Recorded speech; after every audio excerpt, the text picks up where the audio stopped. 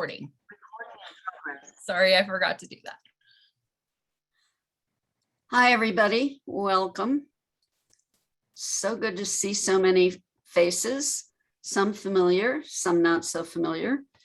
For those of you who are just learning about Trailhead for the first time, welcome to the community. We're delighted to have you. And we do want to answer every one of your questions. We have a lot to tell you tonight. We probably won't scratch the surface of everything you want to know. So do make use of that chat box and we will answer questions for as long as we need to. And you can always reach out to us afterwards as well. So Trailhead Community is a nonprofit organization. We were founded about 5 years ago by a group of parents who had been having conversations for several years about residential challenges for their adults with developmental disabilities. And we were looking for a way for our adult children with DD to be independent and have productive lives and still be safe and secure. And then in the meantime, my husband passed away and I became a single senior who not only was going to have to look for residential opportunities for my daughter, but now I needed to think about what I was going to be doing retiring. And I went out and looked at a lot of the senior communities in the area, and they're beautiful. And many of them super friendly staff and very nice. But a couple of things made me personally uncomfortable. One was that it looked like a place where I was going to be basically waited on. Now, I don't mind getting a little help now and then, but I'm pretty independent and I would rather be helping somebody else than have everybody around me just waiting on me. I was looking for something with a little more flexibility, a little more independence, and a little more freedom.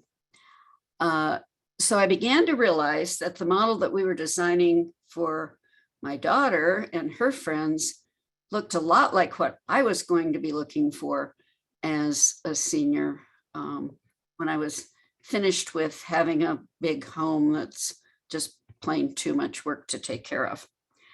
So at that point, we realized that it would be fun, but also very productive if the independent seniors who wanted to be useful and the independent adults with DD who also enjoy being useful could get together and become a neighborhood where neighbors are helping neighbors to live their best lives. We began to imagine cases where perhaps a senior might offer guitar lessons or woodworking lessons to some of the folks with DD who are always excited to learn something new. But also one of the adults with DD might be interested in carrying in my groceries or changing a light bulb for me. Or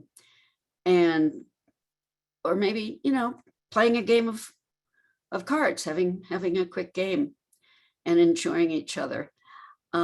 We wanted to have life in the building look a lot like a cooperative. And that cooperative would mean that, for example, in our communal dining room, the residents would plan the menus and prepare the meals. And this is a great opportunity for seniors who love to cook and adults with developmental disabilities who also love to cook to work together. So many parts of the operation of the building could be cooperative. We discussed plans. We went through many iterations and landed on the beautiful building you see behind Beth. She's going to give us a full view of that building. This has been designed by a team of contractors, many of whom worked pro bono because they believed in what we were doing. And it's a 4-story building. We have 80 units. 3 of those units will be hotel style units. So if you have guests in from out of town, there's a convenient and inexpensive place for them to stay. We have lots and lots of common space. Some of the principles that were guiding our decisions in the design were, of course, safety and security. We also felt that technology would be very important in keeping our community joined together as a community and in touch with each other. So we have invested in a very robust technology infrastructure, so everybody will have good, reliable, high-speed Wi-Fi. The construction status today, and it's been a long, long journey, but we had our zoning approved about 2 years ago. Our site plan was approved this summer, and our plans are in the hands of the building department, and we are expecting to get our building permit momentarily. So construction-wise, we're ready to go. We're in a great location. We're walking distance or a short drive from a Walmart, from 2, actually make that 3 churches, from several restaurants, a couple of banks, a hair salon, a nail salon, pretty much anything you need. We're just 6 minutes from Foothills Recreation Center, the Ridge and the Peak, where there are all kinds of classes. And although, as you'll see, you can get your exercise inside our building as well. Basically, with this beautiful design and a lot of work by a lot of people and a lot of donated time, we're ready to go, ready to build the building, and hope to be moving in early 2023. So that's our story to date with our building. Now let's look inside the building, and I'd like to introduce Beth Rodriguez. We have another Beth. It does get confusing, yes, but we have 2 Beths. And Beth Rodriguez is a real expert in ADA, universal design, and interior design. And she's been hard at work also for several years. And she's going to give you a tour of the building. Thanks, Barb. So I'm on the board, and for this nonprofit, I'm the secretary and the treasurer. I'm also an occupational therapist, and I hold a certification in aging in place. So I also have a huge passion for design and person environment fit and helping individuals live as independently as they can. So I also work with individuals with developmental disabilities, as well as being on this board. So I was so excited to be part of this board because it's truly blending all my passions into one project. And I can't be more excited to share the interior with you. So Beth, if you want to pull up even the outside first, if that's the first, okay, there you go. So right away, well, actually, you don't have the outside picture available, do you? Yes. So starting here, like Barb said, we are placed in a beautiful location, so close to the foothills. Great lot. We've got this gorgeous entryway, covered entryway, 0-step entry to get into this building, and 0-step on the entire building. We've got, I'm kind of talking about universal design through this project, through this presentation. Universal design is just simply good design. It's working on a framework to meet the needs of the widest range of people possible, from a woman pushing a baby stroller through a building to someone maybe using a walker. This right here with transportation needs or drop-offs or pickups, we've got this great covered patio. This is actually facing west toward Foothills. and gorgeous landscaping. Okay, next slide. So now we walk in and I always just take a nice breath of just welcome home. It is a gorgeously decorated, designed building, very purposeful in so many of our decisions. We have got nature inspired colors, we've got nature inspired textures and materials throughout this whole building. As we move through, you're going to see different woods and stones. You'll see we've got some flat flooring going through here, a great front entrance. As soon as you walk in, you know you're at the front of the building for wayfinding. We've purposely designed our front desk to be welcoming and at a 34-inch level, a desk level versus anything high. So as soon as you walk in, if you happen to be in a wheelchair, if you're a child in a stroller, you're going to be able to make eye contact with a person sitting behind that counter. And then the gorgeous beams you see on the ceiling are purposefully placed. Those are acoustical beams to even help with the acoustics in the area. Next slide. So this is just to the left of that entryway. We have got a gorgeous two-sided fireplace.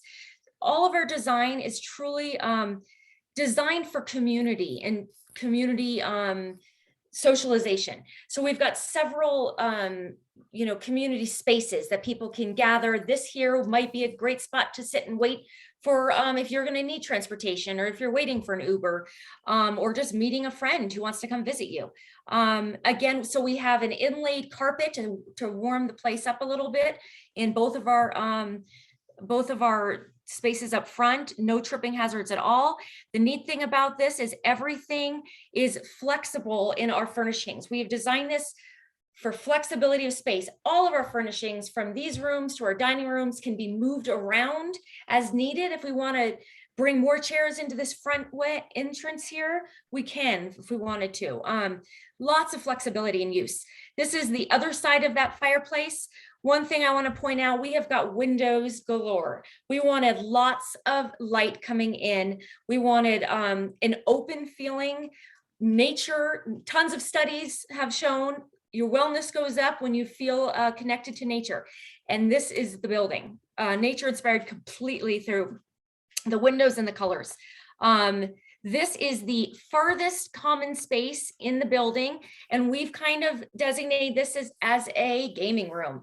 We'll be able to have the foosball tables, the air hockey, and also in this room on the other side, we're gonna have some bookcases where people can put games and puzzles and books to borrow. You'll see another little kind of quiet space back there in the corner for another seating area. For a more intimate conversation. You're kind of peeking through the dining room in that last picture, and this is the dining room itself. The chairs aren't exactly what we're going to have. Again, thinking about flexibility and allowing for the best experience for all body types and all types of people. We're going to have both chairs with arms and chairs without arms. Some people need a little boost to stand up, some don't. So we're going to have different types of chairs. This dining room is just going to be gorgeous, and it has a the breakfast bar I'm talking about, Beth, right there, kind of hard to see, but it's going to be the pass-through of our commercial kitchen, gorgeous commercial kitchen, where we'll be able to have meals sitting right on there. You'll be able to get your food right on that tray. And in the corner, in the back corner of this picture, yep, right where the cursor is, we've created a wraparound coffee bar. We're going to have, coffee and tea and waters and out most of the day for people to get that. And so we'll have a drink station all along there. I don't know if this next picture is going to show the connection to the outside. Yes. So what we've designed is the two openings there are going to be garage doors, and they are going to be glass paneled garage doors.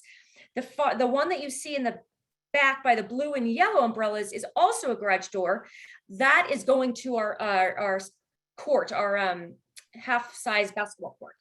But these doors here are right to the dining room. And we're so excited about this courtyard because again, flexibility of use. If someone wants to have a wedding here, we can roll up all the doors.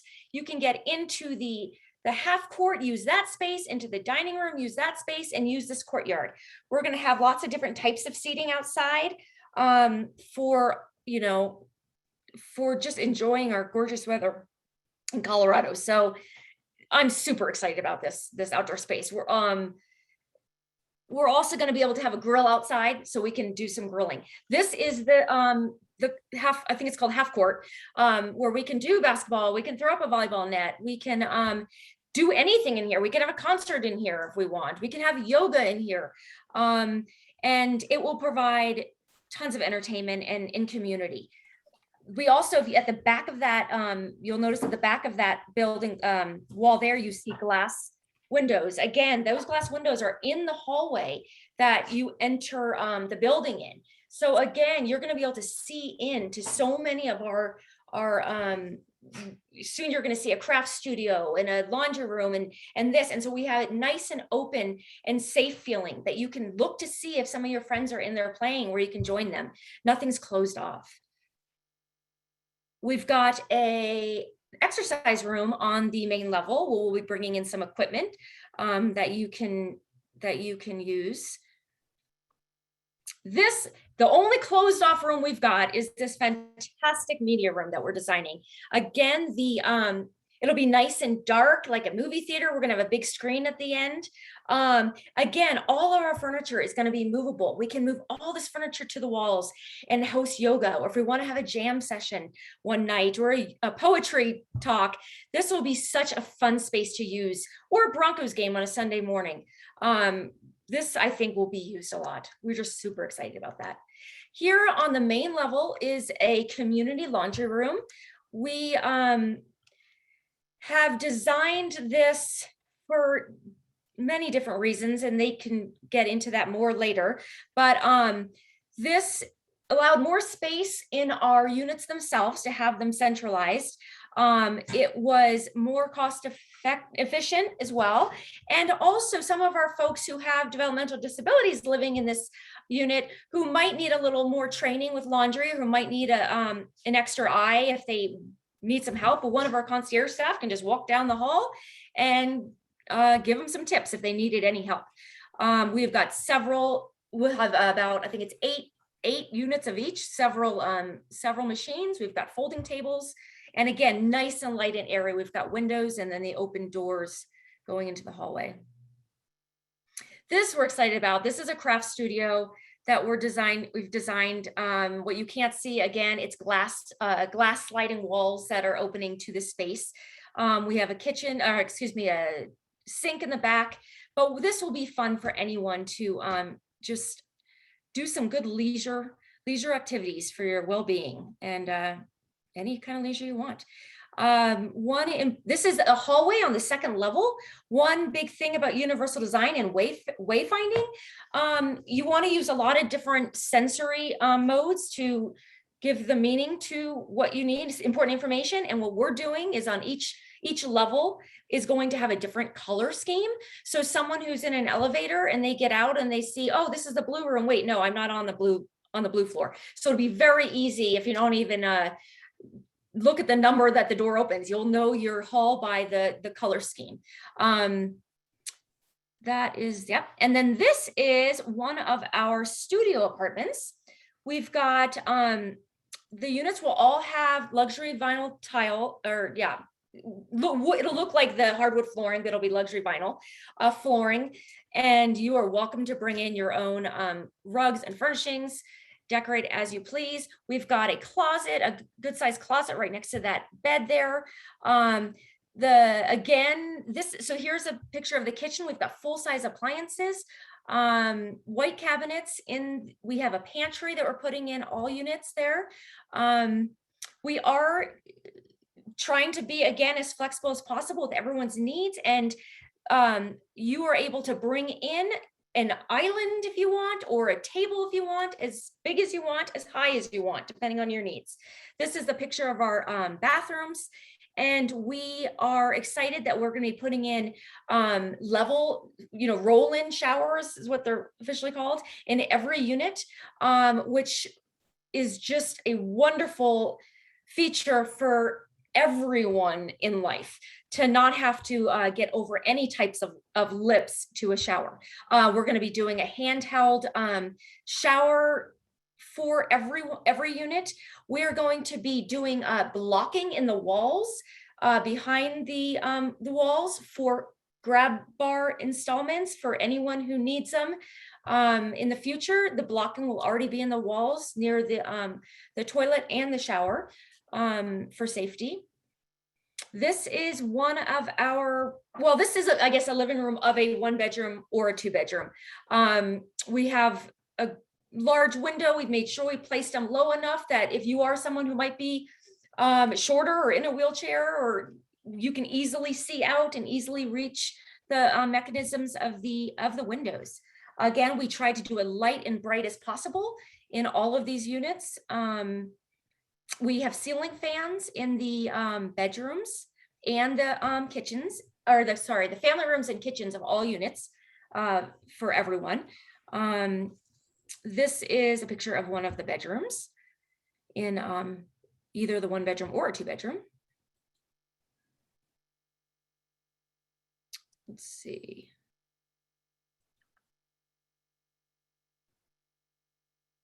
Is that the last of the? That's all of them. Of the inside? That's fine. So again, we have such a great team on the design and architectural and build. Everything's been purposely thought of and designed for a reason in this building. And I am just so excited to get this thing built and walk in those front doors. Thank you. Well, you and me both. I'm excited to move in. I intend to live here myself, so I promise you I will be watching everything.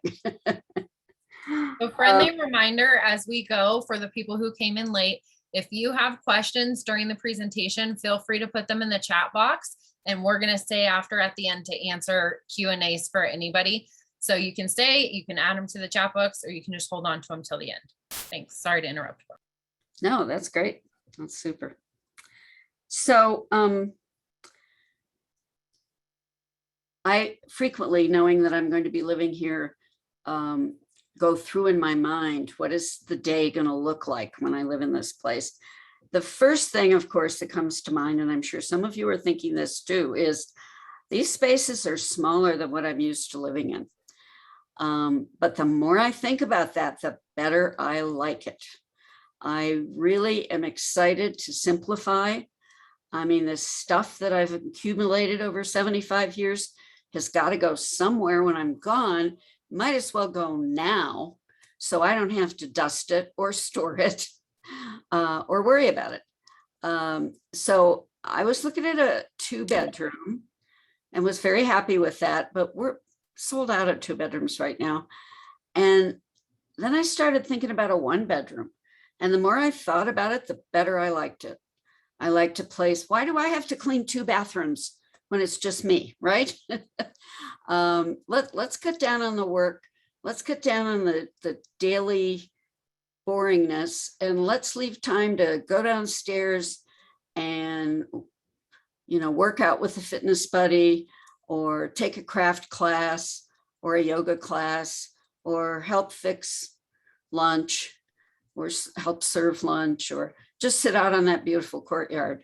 There's tons of space. Why do I need space for just myself? As long as I have a kitchen, a place to eat, place for my computer, place to sleep. And even the 1-bedrooms have pantries, linen closets, and full regular closets, as well as, I guess you'd call it a coat closet, right off the kitchen. So that's a lot of storage space. So I'm looking forward, like you can't imagine, to simplifying my life and just getting rid of stuff and moving into a beautiful, natural, relaxing environment. But that's just me. But what is really going to be great, I think, is the synergy of multiple generations, and we've mentioned seniors, we've mentioned adults with developmental disabilities who come in all ages. But we also are open and excited to welcome some younger people, some of the 20-somethings Oh, who good, honey. really can't afford to get into the housing market right now. And this is a place for them to start and enjoy. And for any of you who have not been around folks with developmental disabilities, they are an incredible population. I had a conversation this afternoon with one of our purchasers. She's already purchased a unit, and she had occasion to go over to the coffee shop, which is run by our sister support center. And she said, it was so wonderful. Everybody says hi, everybody smiles.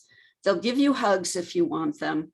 They remember your name. It's like you've just walked into a room of a dozen best friends. And there is that warmth. And if you'd like to see it, reach out to me and I'll take you for a cup of coffee over at the Stepping Stone coffee shop. I also love having some say in how the building is run. I remember when my mom was in a facility and she had been a nutritionist and was a great cook, and she was complaining about the food. And I said, well, Mom, why don't you talk to them? Tell them, make suggestions. She said, I have. They don't listen to me. They aren't interested. Well, in this building, if that's something that interests you, you could get involved. You can help plan the menus. And even if you don't want to help plan them, if you go down and eat, you're going to get to rate your meal so that we can prepare things that people actually like and actually want to eat. How's that for a new and different idea? All of the residents are automatically members of the Resident Advisory Council, and each floor will have its own subcommittee of that council.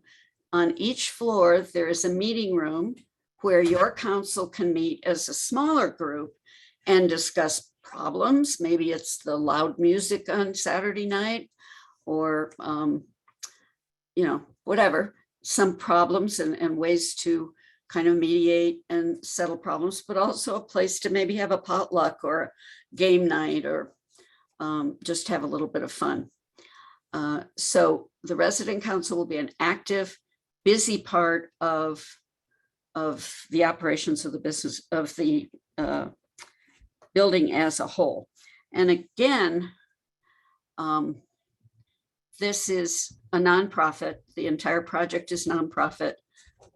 So if you're thinking of purchasing and you're concerned about, your monthly fees and so on, you'll be a member of the HOA. There won't be anybody trying to make money off you. It'll just be the money it takes to run the building. And maybe one of the very best parts, both from a social and a safety aspect, is our staffing. 24/7, there will be concierge staff there to help. They will have first aid training. They will know how to handle an emergency. They are not medical or care providers, but they are there to help. They're there to call an Uber or Access-a-Ride for you if you want, or help you with your iPad or technology issues, or just help you find a friend in the building, or call up and tell you your pizza has arrived. They're there to help you and keep everything safe. We will have secured entry as well, by the way. The general public will not be walking through the halls where you live. There are secured entries at all of the doors, and there will be someone at the front desk 24 hours a day to help you. That is something you do not find very many places. And it's absolutely key, in my opinion, to both keeping the community a happy group and keeping it safe. Trailhead is not everything. It is not a substitute for family and parents. It's not a place where you're going to be taken care of. It is not a medical facility. It's not a nursing facility, nor is it a behavioral facility. If you need personal care and medical help, it can definitely be ordered in, and your concierge staff can give you resources for that. And you can have caretakers who come in to help you with meds or showering or anything like that. And the entire program has been designed, as Beth referred to, as a great place to age in place. So short of 24/7 nursing care, you really are going to have the support all around you. What we are is a bunch of good neighbors enriching each other's lives. And we encourage you to examine your own heart. And we like to say, see if you have a Mr. Rogers heart. And if you do, we'd love to have you living in our building. Now, how are we going to pay for all this? You must be wondering. We are a nonprofit. So we're going to bring on some of the other folks on our team. And I want to turn you over to James Harper, who is heading up the financial piece. James, will you introduce yourself? Yep, absolutely. Thank you, Barb. Hey, everyone. My name is James Harper. My official title is Director of Development with Trailhead Community. But really, my real job role is just problem solving, how to get this building built. And that's what this community and this organization has done for really the last 8 years. And I've been a part of it for the last 4 years, figuring out how we were going to finance this to make it sustainable, affordable, and attractive for all the demographics that we want to hit. Initially, we thought we were going to be able to fundraise $15 to $20 million. And if you guys know anything about fundraising, it's really hard to fundraise $15 to $20 million. With that being said, if you do want to make a donation of $15 million tonight, stay after and I will gladly talk with you. That's never off the table. But in all reality, we do what makes the most sense when it comes to sustainability and just trying to get this community built because there's such a strong need for it. So a few years back, we put our heads together and we decided, you know what? We have something really appealing here. We have people from across the country inquiring about this community. The one way that we know how to get this thing built is if we condominiumized the building and sold some of the units, which wasn't a part of our original plan. So 57 units, which Daniel Hansen, who's up next to speak, will talk to you more in depth about, are up for sale. And we really wanted to do this just so we can get some financial backing versus just hoping that we could find some big time donors to come support the mission and help get this building built. So through just kind of miracles, when I first started working with Barb years ago, she said, James, it's hard to explain, but the more you're involved in this organization, in this community, miracles will just happen. And, you know, I thought it might be some woo-woo talk or whatever, but I guess I'm going to speak some woo-woo talk to you, as I call it right now, because those miracles happened. We met a lot of great people, had a lot of great conversations, and got introduced to a financial broker named Walt Coughlin, who's with an investment firm here, Coughlin and Company, actually one of the oldest investment banking firms here in Colorado. And he bought into the community from a mission standpoint and said, you guys have done so much groundwork in terms of the planning and just the construction team that we had been able to build, and then just our grassroots community of support. He goes, I really think we could go to market with an RFP and get a private equity firm or another investment bank involved. So we went to the RFP process through kind of the capital investment raise, and we got a lot of interest right off the bat. And we got some interest from some big names. And just again, kind of as those miracles happen, we met the right funding partners. So our two funding partners that are really kind of leading the way here and funding the building. The first one is First Tier Bank. It's actually a bank that's been around here in Colorado that has changed entities a few times and brands a few times, originally from Nebraska, but they want to get more involved in the community. So they're viewing this project as a Community Reinvestment Act, which is a big deal because that means we get really great terms and favorable lending to our benefit, which is important, but I'm going to touch on in just a second here. The second funding partner is a group that maybe some of you guys are more familiar with, which is CHFA, Colorado Housing and Finance Authority. CHFA, basically what their goal is to find a community and invest in it if they can provide some sort of community give back and affordability when it comes to living here locally. Initially, CHFA was, again, kind of a miracle to us. Someone that wasn't in our original plans, that, again, bought into the mission, bought into the community and the organization, and decided to get creative with us with the financing and back us.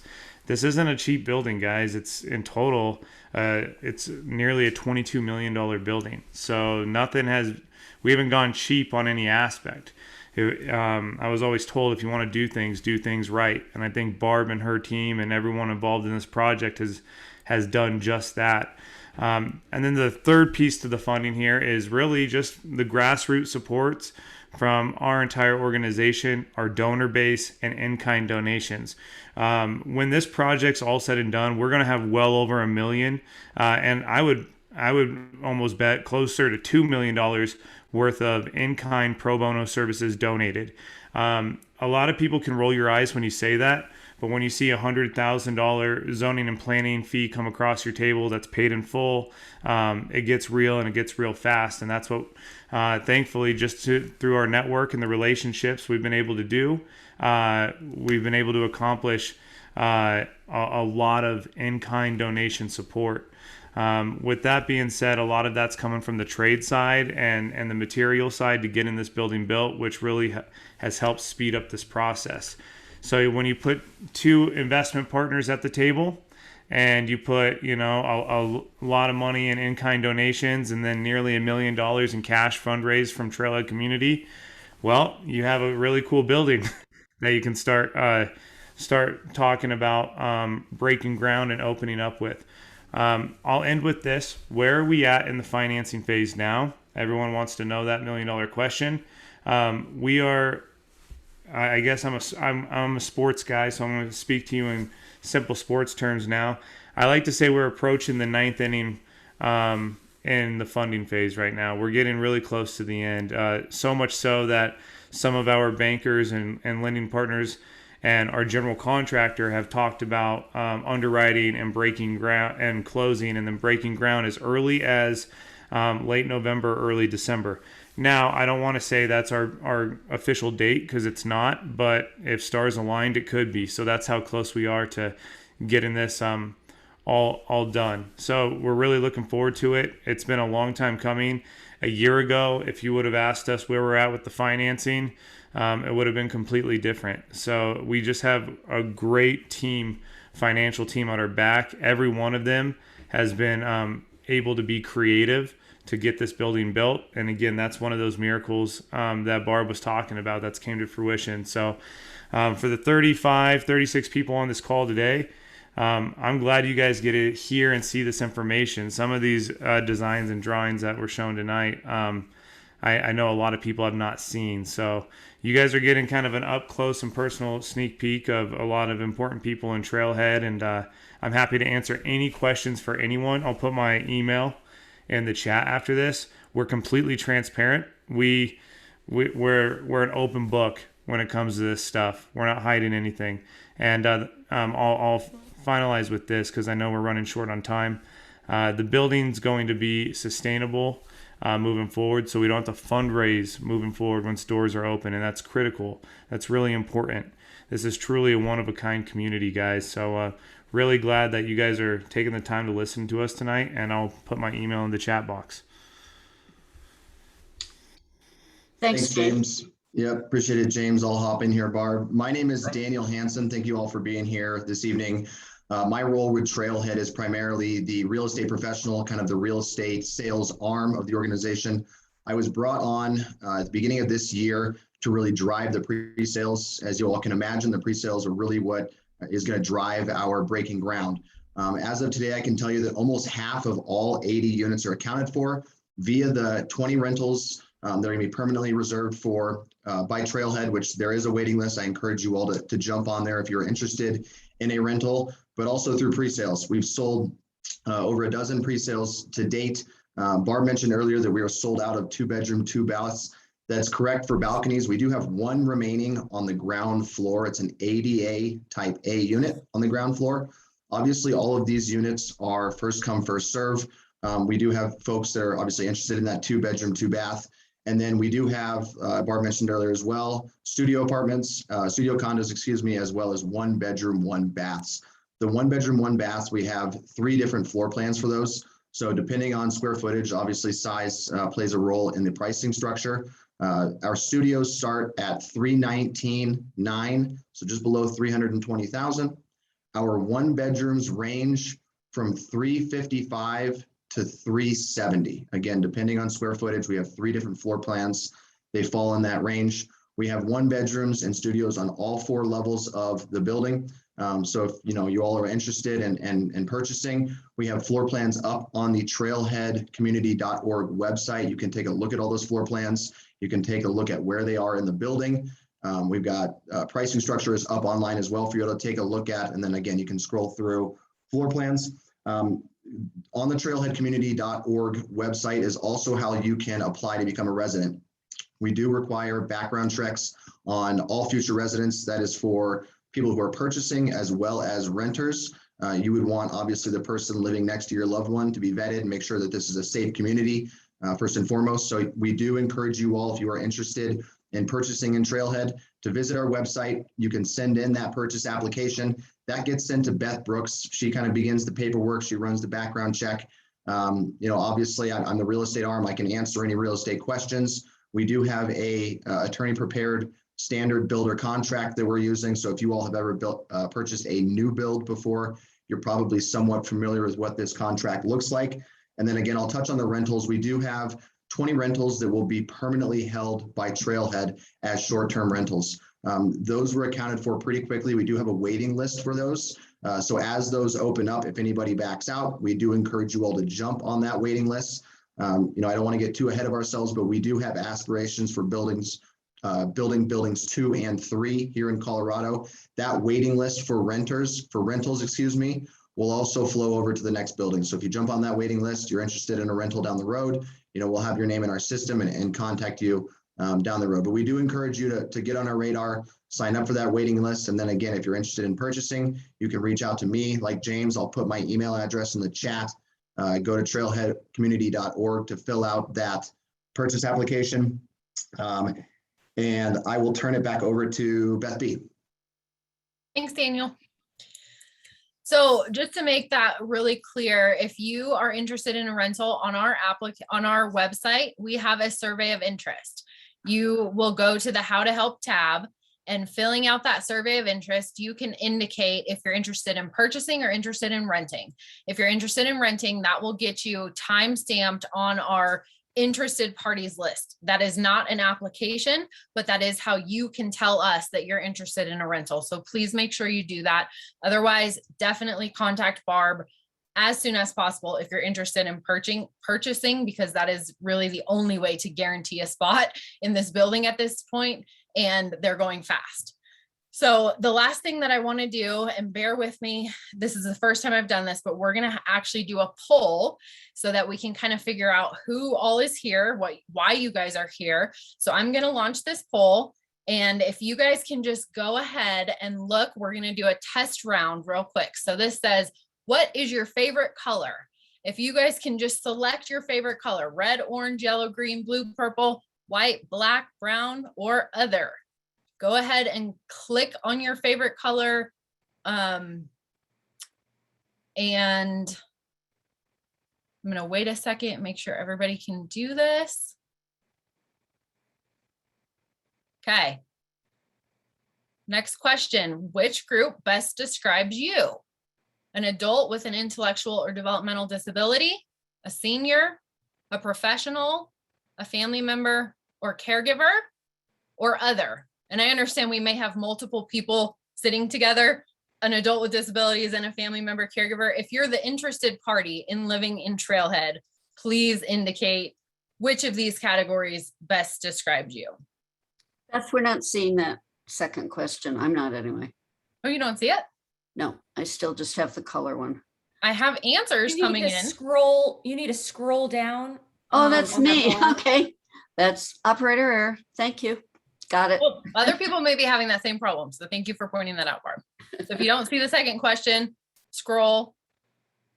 I see like 6 people have answered it. So hopefully you guys can figure out how to answer the questions. The next question is, how did you learn about this meeting? We've had lots of community events going on. We were at Somerset Festival. We were at the Autism Resource Fair. We've done a senior resource fair. We've shared this meeting on social media. We sent out an email invitation. We have it listed on our website. We're just kind of curious how people are learning about us because we really want to get our name out there and know where people are finding us. Question number 4, this is really important. Have you filled out our interest survey yet? If you have not, please make sure you do that. James, I think, put the link in the chat box or if he didn't, I will. For filling out the interest survey, please make sure you do that. So we have your contact information. We know what you're looking for and we can get back to you. And then the last question, are you interested in renting or purchasing a condo? Please select. And if you don't know yet, that's totally fine. Just let us know that you don't know. So I'm going to give this like a couple more seconds for everybody to go ahead and go through, enter your answers.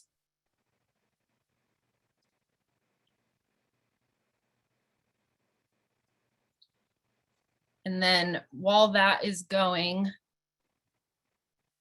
Barb, do you want to start Sure. answering some questions? Yeah, there's some great ones in there. Do you want me to read them or you want to read them? I can tell you what the first question is that well, Carrie said that she's having trouble applying. We'll talk with her privately. So Right. Amy, when can we apply for an apartment? So the answer is you can apply now. And if by apartment you mean renting, you will get on the wait list and you'll hear from us. If you would like to purchase, we're ready to talk to you. There's a lot more information we'll want to convey, and I'm sure you'll have a lot of questions. So either Daniel or I will be happy to sit down with you for that. And as Daniel said, there's 1 2-bedroom left. So if your heart's set on a 2-bedroom, I would say apply tonight and get going. What's next? Next question. Will there be a sensory room, playground with swings and other activities and equipment for sensory regulation needs? So not specifically. We are reaching out. So one thing we haven't mentioned is that in the year or so that we are building the building and before we open, we want to get the future community together so you can begin forming your community connections. And we will have conversations about that and ways that some of the common spaces could be used depending on the level of need. These will be the kinds of decisions that the residents and the HOA, the owners, the HOA members will make for themselves. We're trying not to define your lives for you. And if there's a huge need for any of those things, we're nothing if not problem solvers, and we'll find a way. Barb, can I say something about that as well? Please. So sensory processing disorders are definitely, something that a lot of folks with IDD deal with. And of course, it differs with every single person and every single sense, depending on the individual. One thing, again, we would have loved to have an outdoor playground. Barb and I have discussed that in the past. We would love to have had an adult, like an adult playground kind of thing. Right in this parcel, we do not have the space for it. Something as simple as, on the back courtyard, I would love to be able to just get, you know, a porch swing. It doesn't give, you know, as much sensation as someone who might be in one of the big swings, but a porch swing that could have some rocking. Also, we could, as the resident council, one of those small trampolines is a really great way to get input on some folks with certain sensory modulation disorders. So that could be something that's in the fitness room if they don't have room in their own condo. So that could be something that's discussed at the resident council, some little things. If it's more of calming type of sensory needs, we are just assuming they will create that in their own unit themselves. But if they need heavy work activity, I guarantee we could find furniture for them to move around. And that's a big thing that that really helps a lot of folks. We have got some couches you can move around. Thank you, Great. Beth. Okay. What about pets? Will they be allowed to roam around? Will they be staying primarily in tenant spaces, except when out for a walk or nature calls? Will they be lounging in the lobby? What do you expect? Okay, and what we expect is all that we can answer, because again, it will be the residents who will be making these decisions. But the pet policy that we expect will be adopted will require pets to be leashed when they leave their apartments. And so no, they would not be wandering around the building. However, I could see a pet therapy day. We could dedicate one of the rooms. And if you like animals and want to pet them or play with them or even walk them, we have a beautiful big grassy area that will be both a walking park and a pet park. I'm sure there will be the ability to interact with pets, but due to allergies and just personal preferences, I would guess that the residents will keep that rule that all pets must be leashed if they are outside their own homes, their own apartments, certainly in the common areas. Okay, next question. How do you ensure safety for those with either DD or elders that are vulnerable and may not be aware of it? For example, someone with vulnerability is being invited into someone else's apartment. How do you care for those that may be vulnerable for exploitation? Such a good question, and one that we've been asking ourselves for 10 years. And the first, most honest answer is we cannot 100% protect everybody from everything that's possibly could happen. One of the reasons that we have 24/7 staff, and by the way, the 24/7 staff is not just one person. During the busiest times of the day, we could have as many as 3 staff people or even 4. And during quieter times, we might have 2. The only time that we would only have 1 would be from 11 p.m. to 7 a.m., where one person is manning the front desk.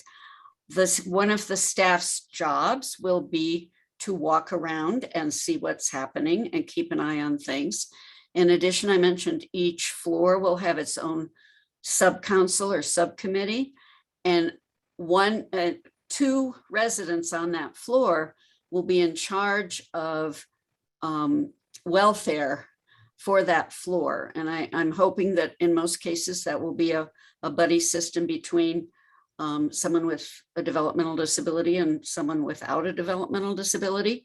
But their responsibility will be to go knock on doors and say hi and invite people over for coffee and just kind of check things out. Furthermore, you won't get past these secured entrances if you haven't passed a criminal background check. So those are some of the protections. For example, in many cases, the people buying the condo are not the people who are going to be living in the condo. Both the owners and the residents must pass those criminal background checks. And families of renters will have to, anybody who's going to be in the building frequently will have to pass those checks. And we are open to anything else that anybody can come up with that will keep everybody safe, because certainly we have heard horror stories of folks being housed in just regular apartment complexes and things happen. So yeah, this is uppermost in our mind throughout the design. You can also, within your own unit and only with your permission, we have technology that will allow us to monitor what's going on inside a unit. But that's only for people who choose to have that level of monitoring. But we will have the capability of monitoring all areas of the building. Okay, Barb, get out your crystal ball for this next one. What is the rental cost? Ah. Well, if you can tell me what the minimum wage is going to be and how much electricity is going to cost in 2 years, I can answer that.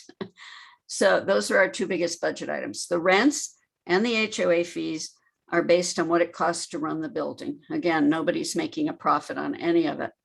And the two biggest budget items, so the HOA fees and the rents include utilities. You should always factor that in. That's $100 to $200 a month additional value, and includes that staffing, which is not inexpensive. And the utility and staffing budget items are the two biggest items on our budget. If we were to open today, HOA fees, I'm just going to give you a range. For the studio apartments, you could see HOA fees as low as $600 or $650, and rentals as low as $800 or $850. For one bedrooms, you'd be talking $900 to $1,400 for that same range. And then, as you can imagine, the one bedroom with den and the two bedrooms are $1,500, $1,600, $1,700 a month. Not 2 miles from our development is a brand new building that has studios pretty much the same size as ours. And those studios today are renting for $1,700 a month for a studio, just for comparison. So it's 8 o'clock. I want to really be respectful of everyone's time. There are tons of questions in the chat box. I know the Trailhead team is willing to stay on and sit and talk and answer all of these questions, but if you need to hop off, that's totally fine. You can email me or email Barb your questions and we'll definitely get back to you. But I just wanted to let you guys know we're going to just keep going through all the questions in the chat. So if you have a question or you see one that you'd really like the answer to tonight, please stay on and we'll get to all of them. And if not, go ahead. You're welcome to leave and get back to us later. I just want to put this up here for everybody to write down. This is Barb's phone number and email address. So if you're interested in purchasing a condo, get in touch with her ASAP, and we will keep trucking along on these questions. Okay, Barb, what is the pet policy? Well, I think we kind of went through. Yeah, you kind of talked about that. We will accept pets. I think the current policy says one four-legged pet or uncaged pet, but you can have birds or fish or, things in cages without any particular restriction. Sorry. If renting, will you accept Section 8? So that's in flux right now. A year ago, the answer was no. For one reason and one reason only. There is a deed restriction on these units that says if the resident, even if the resident is an owner, if the resident presents a danger to themselves or others or a health threat, they can be given a 30-day notice to vacate. And Section 8 required a 12-month lease. So we were not, for your safety, if you're living in this building or your child is living in this building, you would not want someone who exhibited violent tendencies to be able to stay for a full 12 months, I would imagine. So because of that, we could not. However, there are lots of meetings going on all over the metro area and probably other places about revisions to housing vouchers. And we're watching that. And if we can accept it without endangering anyone or fouling our mission, we're more than happy to accept them. We're happy to pass the HUD inspections and all the rest of the rigmarole. But we have to be able to keep everybody safe. Okay, this one, I don't know if you want Daniel to do this one or if you want to do it, but how many 1-bedroom units are Yeah. left for purchase? Yeah, give that to Daniel. You're muted. You'd think I'd figure this out by now. Let me pull these up. We still have 19 1-bedrooms remaining. That's across the board. So that's all 3 floor plans of 1-beds, 1-baths. I can tell you that the smallest footprint of those 3, we only have 4 remaining. That's the one that's offered at $354.9, so essentially $355. We have 8 of our second largest 1-bed, 1-bath, and then we have 7 remaining of the largest 1-bed, 1-bath offered at $370. And how many studios? Yeah, Carrie, I just saw that. Thanks for that question as well. We have 23 studios remaining. Great, thanks, Daniel. Yep. So the next question, are HOA members the only owners with a say in things? Meaning, is it just the owners that have a say, or all folks living there? So Barb, you kind of touched on the resident advisory. Yeah, so legally, technically, things like budget and rules must be set by the HOA board. But the resident council has been written into the bylaws so that the HOA board has to listen to the recommendations of the resident council. We believe that if the HOA members are not residents, the residents are, for the most part, still family members of the owners, and the owners are going to want the best for their tenants. And we are really not set up to be a real estate investment for anybody. If you're looking to buy and charge high rents and make a killing, please go to one of the other condominium developments in the area. We want owners who are doing this for the right reasons. Okay, I feel like we kind of answered this, but let me just read it. Will residents be paying market value rents, or is there any way to subsidize their rent? Can an owner rent their unit? So those are 2 different questions. The last question, yes, owners can rent their units, and as owners, they can charge any rent they want to. For the rentals that are controlled by Trailhead, CHFA is actually requiring us to reserve those for people who are below the local median income. And so right off the bat, they are reduced. If you noticed, however, the rents that I just quoted you are well below the local market right now. Not because anybody tells us it has to be, but because that's our mission. Okay, and then do those, I'm assuming background checks, do those checks apply to all tenants or just people with disabilities and their contacts? Oh, everybody. Yeah. In fact, everything applies to everybody. There's no separate or special subgroup of our residents. Everybody is treated exactly the same. Oh, she said this was more about owners versus renters. Mm. Everybody, yeah. And then what is the rent versus HOA cost per month? So you're either going to pay an HOA fee if you're an owner, or you're going to pay rent if you're a tenant. And the rent will be higher than an HOA fee. For this reason, if I'm an owner, whether I'm Trailhead or somebody else, as the owner, I have to pay the HOA fee. So I have to charge at least that much for my rent. And then I've got to manage it. I've got to lease the place. I've got to paint it when you move out. I have to repair the appliances. So there has to be a management fee added on to the HOA fee for the rent.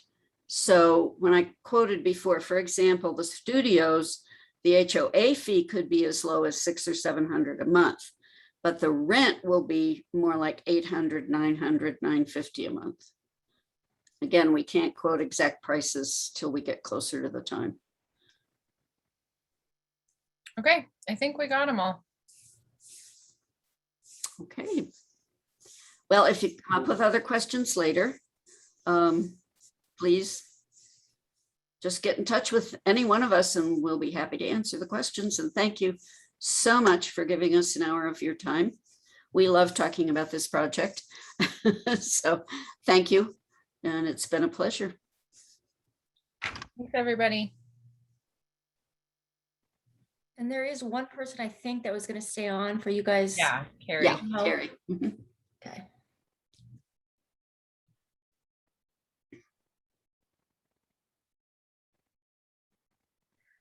All right, thank you, ladies.